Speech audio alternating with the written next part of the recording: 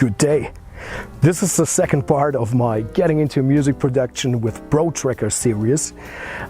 This time we're going to look at the whole thing of the graphical user interface, how you interact with the tracker. It's going to be a little longer one. If you didn't check out the first one, you can check it out here. And if this video is too fast for you or you didn't get something, just pause the video, do it step by step, or just rewind it and try to do it again. Let's get started. The first look at the user interface can be a little bit overwhelming. That's why we're going for the important stuff first. Play plays the song. Stop stops it. And the shortcut for that, because you're going to use it very often, is the right Alt key to play the song and the space bar to stop it. This lower part of the screen is where the notes and the effects are. I come back to that in the next video in detail, but what you need to know is we have 4 channels, channel 1, 2, 3, and 4. Respectively, you can see them here. Oops, I'm sorry. You can see the sounds they make in this oscilloscope. It's called quadroscope here.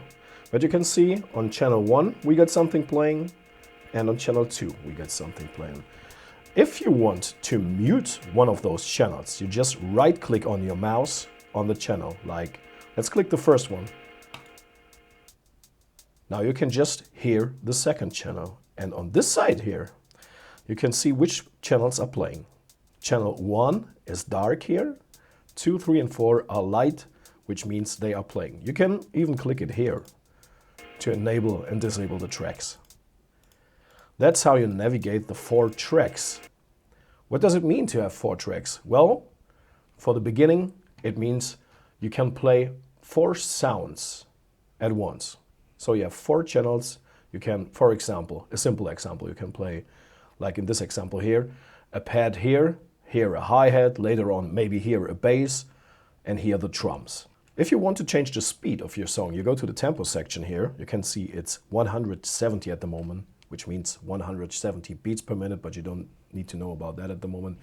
If you go down, it's going to be more slow. We're going to try this. Let's go for, I don't know, 130. And a pro tip is if you click the right, you hold the right mouse button and then you click the left one, you go down in steps of 10. So let's go to 80. Very slow. So this is how you adjust the speed. Let's talk briefly about a pattern. A pattern is this list that you can see here. And we want to navigate that. You can see a cursor here on track 1. If you want to go to track 2, you press the top key on your keyboard. Let me show you.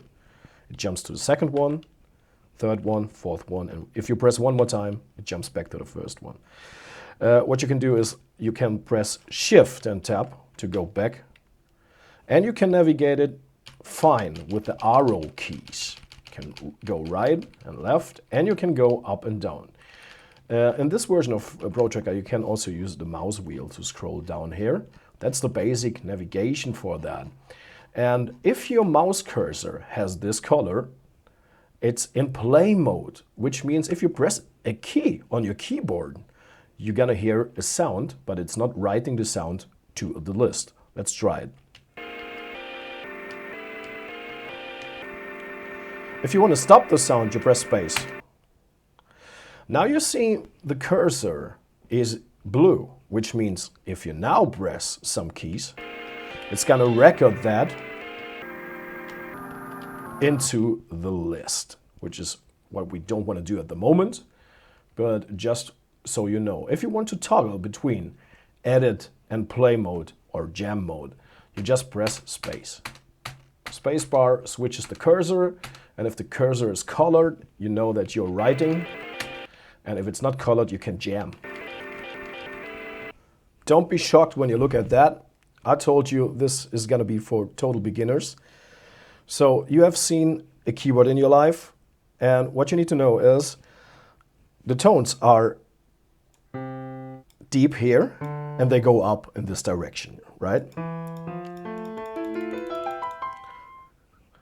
Then you can see the black keys here. That's like little half steps between those white keys. Most important thing is you start here with C and you go up and the tone gets higher. If we look at a computer keyboard now, this is how the tracker works. So if you press Q, you're going to play the C. If you press W, you're going to play the D, which is the next white note. If you want to play the black note between those two, you have to press 2 on your keyboard. So this graphic helps you to understand how a computer keyboard can be translated to a real keyboard. Important thing to know for beginners is you start with the low stuff here and then you go up like this. And when you reach this one here, the next higher one will be this one here. And then you can go even higher. So I would suggest that you just go to your tracker. Let me do that. And you make sure that you're not in edit mode. Edit mode is when the cursor is colored. And then you just play around and try this out, because that's one of the most important things when you try to find a melody or something. So let's just try something here.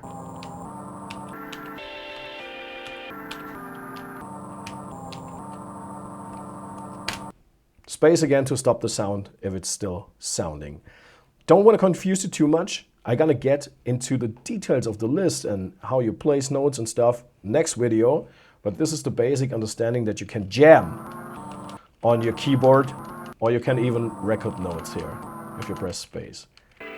You should try around with that settings.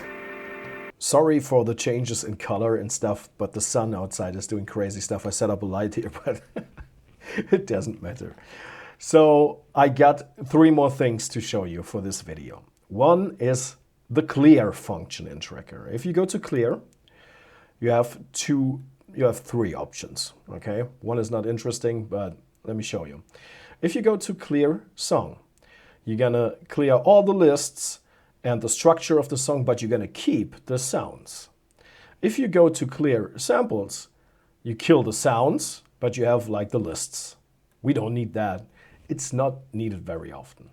If you go to clear all, you're gonna reset the tracker to nothing. It's like you started it. So we're gonna clear song.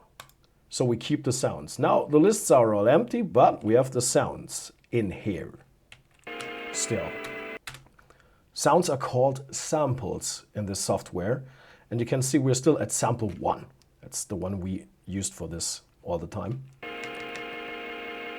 Space to stop, space again to not go into the edit mode. If you want to check out all the sounds, you just click through here.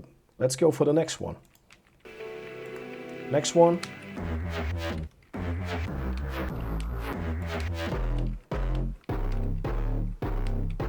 You can try around and test all the sounds in this song.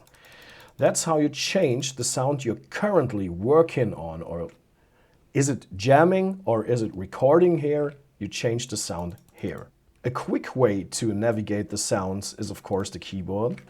That's very often the case in the tracker. You're going to use it a lot.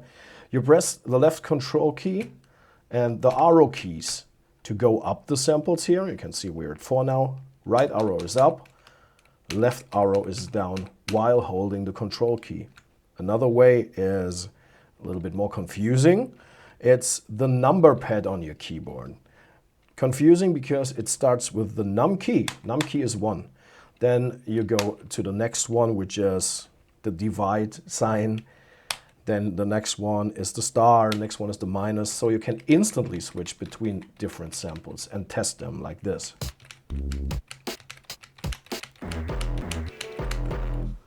That's a quick way to navigate through the sounds of your song. Last one for this part of the video is gonna be this here. It's called disk operation. That's basically to load and save a song and to load and save a sample, which is a sound, an instrument. It starts in your users directory. It's users Comatron here. So if you want to go to the desktop, for example, you go to desktop, then you type in your song name, test song, return, and then you go to save module. It's going to ask you, are you sure? And you should read the status all the time, because sometimes you're overwriting something and it tells you that exactly here. So save module, yes. You can see the module then here, test song. If you want to load it, just click it and it loads the song. That's how you load and save modules. Same goes for samples. Let's say we have a sample that we really like. Let's find the bass. I like to use this bass in another production or something. You go to disk operation and you go to save sample. Important here is that the sample is properly named. You know, here at the moment are greetings in it, but I could name it. Just click it here and call it drop bass, return, and you go to save sample. So you save the instrument. You sure? Yes. I think it's saved in the wrong directory. Let's make sure it is on the desktop. Let's do it again. Drop bass, save sample. Are you sure? Yes. Now it should be saved. So you could load the sample to any position. Let's say you're in another song and you want to have this bass on sample 10. You go to disk operation.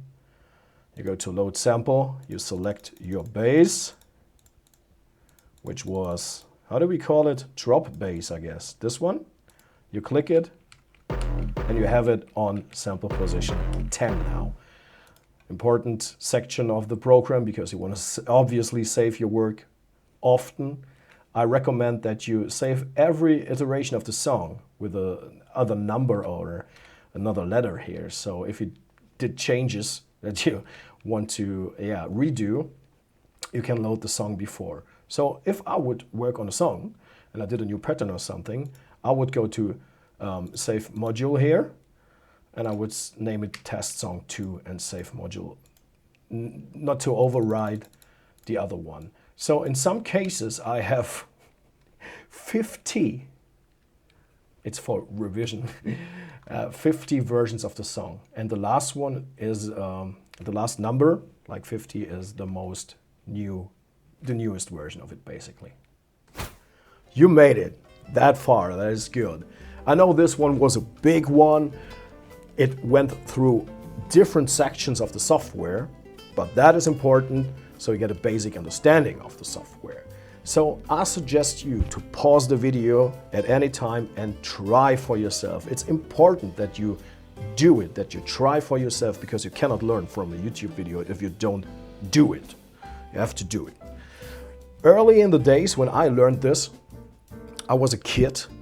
I had no internet. I had nobody telling me how to use it exactly.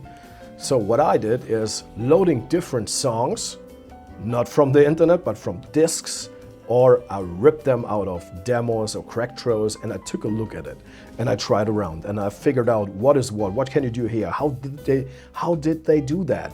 And you can see it all. That is the good thing in Protracker. You open up a song and you can see how it is done in every single little part. That's really great, and that's how you should approach it. You should sit down and just try around. And in the next video, we're gonna talk about more details in the list, and I'm gonna show you how to edit samples and stuff like this. I'm really happy that you follow me here. Leave me a like, a comment. A comment is important. Please do a comment what you want to know. Did I miss something? Did I tell you shit? Or what do you want to know? What is what you want to know? I'm really interested in that because I'm gonna answer that in the next video. I wish you a very good day.